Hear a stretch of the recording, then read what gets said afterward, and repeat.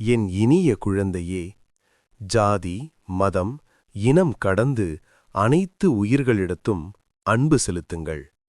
மனிதர்களுக்கு செய்யும் தொண்டு இறைவனுக்கு செய்யும் தொண்டாகும். உங்களால் முடிந்தவரை மற்றவர்களுக்கு உதவுங்கள். கைமாறு கருதாமல் செய்யும் உதவி உங்களை இறைவனிடம் சேர்க்கும். எத்தகைய கஷ்டங்கள் வந்தாலும் இறைவனின் மீது அசைக்க முடியாத நம்பிக்கை வைத்திருங்கள். நான் இருக்கிறேன் என்ற பாபாவின் வாக்கு உங்களுக்கு துணையாக இருக்கும். அவசரப்படாமல் பொறுமையாக இருங்கள். காலம் கனியும்போது நீங்கள் வேண்டியது கண்டிப்பாக உங்களுக்கு கிடைக்கும். நான் என்னும் அகங்காரத்தை விடுங்கள். அனைத்தும் இறைவனால் நடக்கிறது என்பதை உணருங்கள்.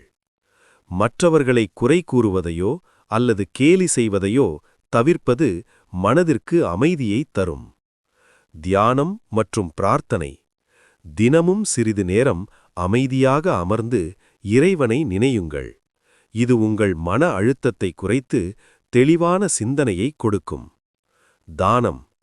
பசியால் வாடுபவர்களுக்கு உணவு வழங்குவது மிகப்பெரிய புண்ணியமாகும். பாபாவின் பொன்மொழி: ஏன் பயப்படுகிறாய்? நான் இருக்கும்போது எதற்கும் அஞ்சாதே. உன் சுமைகளை என்னிடம் ஒப்படைத்துவிடு.